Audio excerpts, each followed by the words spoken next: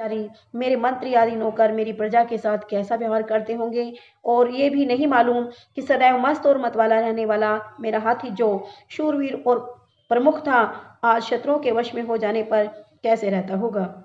धन की प्राप्ति को जो लोग मेरे पीछे पीछे रहा करते थे, आज शत्रुओं के अधीन न जाने कैसे कैसे कष्ट पाते होंगे, और हमने अत्यंत कष्टों से जो धन एकत्रित किया था उसे वे दुष्ट लोग नष्ट करते होंगे।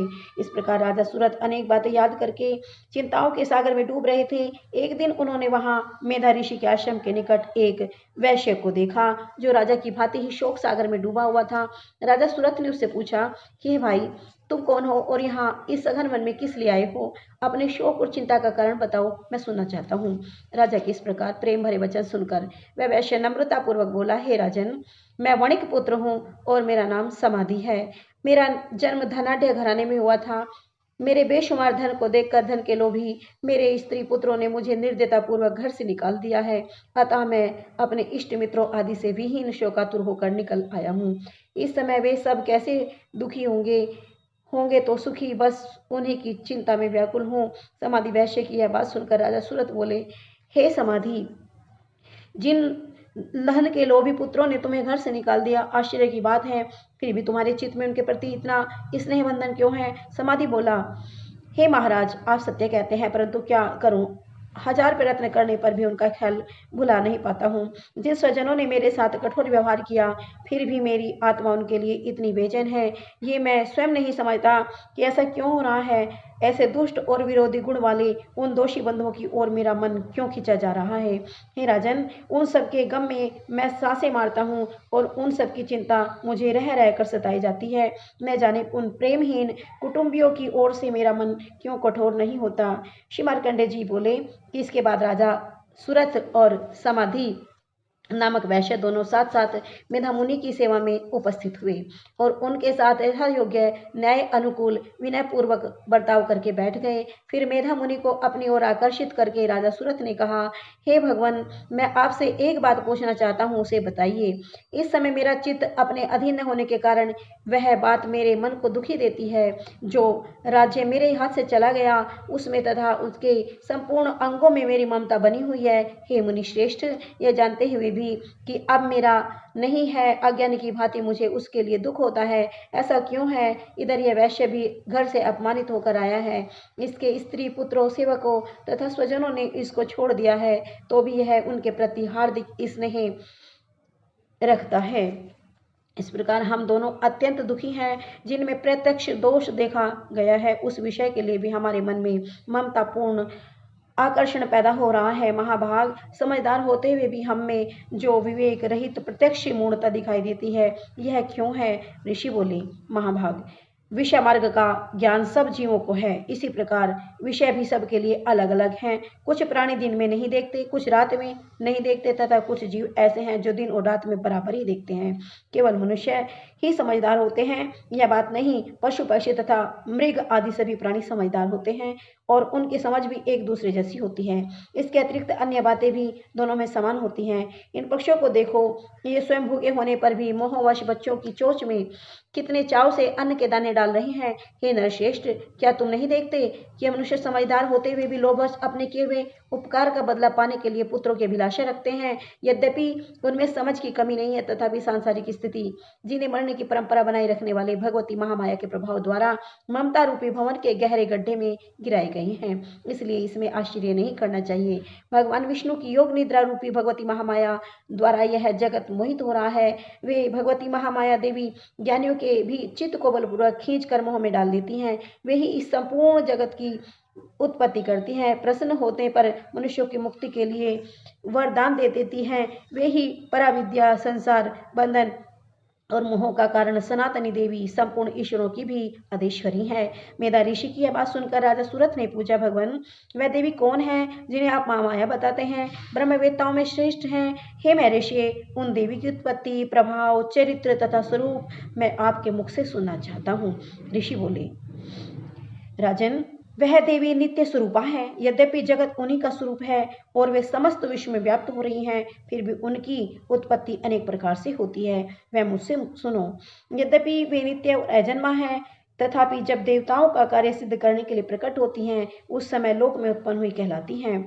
कल्प के अंत में जब समस्त संसार जलमय था और एकमात्र विष्णु भगवान शेष की शैया पर योग निद्रा में सो रहे थे, उस समय उनके कानों की मैल से मधु और कैटभ नाम के दो भयंकर असुर उत्पन्न हुए। वे दोनों ब्रह्मा जी का वध करने को तैयार हो गए।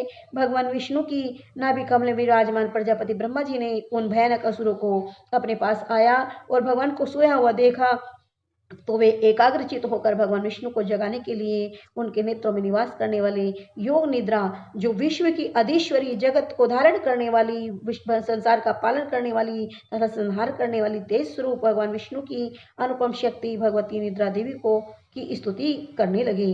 ब्रह्मा जी ने कहा, देवी तुम्हें स्वाहा स्वधा और वषटकार देवी योग निद्रा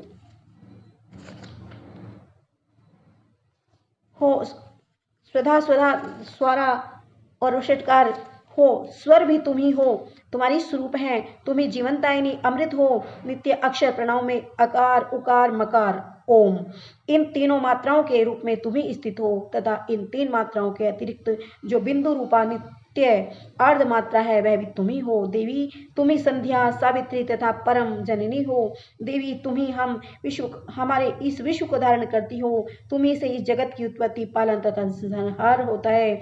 तुम ही महाविद्या, महामाया, महामेधा, महास्मृति, महामोह स्वरूप, महादेवी और महासुरी हो। त्रिगुण रूपा महाकालात्री, महारात्रि, महोरात्रि, श्री ईश्वरी, हिरी, बुद्धि, लज्जा, पुष्टि, तुष्टि, शांति और अक्षमा तुम ही हो। खड़ग, शूल, गदा, चक्र, शंख, धनुष, बाण, भुषुंडी तथा परिघ ये तुम्हारे अस्त्र हैं। संसार के जितने सुंदर पदार्थ हैं, तुम उन सब से अधिक सुंदरी हो। हे सर्वस्वरूपे देवी, सत असत जितनी वस्तुएं हैं उनकी सब कुछ शक्ति तुम ही हो। ऐसी अवस्था में मैं तुम्हारी क्या स्तुति कर सकता हूँ, जो इस जगत की सृष्टि, पालन और संहार करती हैं। उन भगवान को जब तुमने निद्रा के अधीन कर दिया है, तब तुम्हारी स्तुति करने में कौन समर्थ हो सकता है। मुझे भगवान शंकर तथा विष्णु को तुम्ही ने शरीर धारण कराया है, अतः तुम्हारी स्तुति करने की शक्ति किसमें है। हे देवी, दोनों दूरदर्श असुर मधु और कैटभ को मोह में डाल दो और भगवान विष्णु को शीघ्र ही जगाकर इन दोनों असुरों को मार डालने की बुद्धि उत्पन्न कर दो। ऋषि कहते हैं, हे राजन, जब ब्रह्मा जी ने वहां मधु और कैटभ को मारने के उद्देश्य से तमोगुण की अधिष्ठात्री देवी योग निद्रा की इस प्रकार स्तुति की, तभी भगवान के नेत्र, मुख, नाग, भुजा, हृदय और छाती में से निकलकर ब्रह्मा जी के सामने खड़ी हो गई। योग निद्रा से मुक्त होते ही जगत के स्वामी भगवान जनार्दन शेष से जग उठे। उठते ही प्रभु की दृष्टि मधु और कैटभ पर गई, जो कि अत्यंत बलवान तथा महाप्रक्रमी थे और क्रोध से आंखें लाल किए हुए ब्रह्मा जी को खा जाने का उद्योग कर रहे थे। तब भगवान श्री हरि ने उठकर उन दोनों के साथ 5000 वर्ष तक केवल बाहु युद्ध किया। वे दोनों अत्यंत बल के कारण उन्मत्त हो रहे थे, मगर महामाया ने उन्हें मुंह में डाल दिया था। इस कारण विष्णु से कहने लगे, तुम्हारी वीरता से संतुष्ट हैं, इसलिए तुम हम लोगों से कोई वरदान मांगो। यह सुनकर भगवान बोले, यदि तुम दोनों मुझ पर प्रसन्न हो तो अब मेरे हाथ से मारे जाओ, बस यही इतना सा वरदान मैंने मांगा है।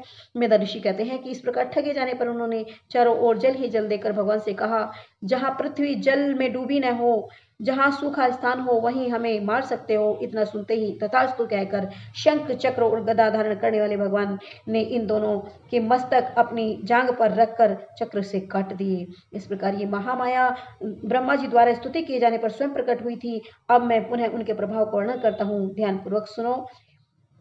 इति श्री मार्कंडे पुराण में सावर्णिक मनवंतर की कथा के अंतर्गत देवी महात्म्य में मधु कैटभ वध नामक पहला अध्याय संपूर्ण हुआ।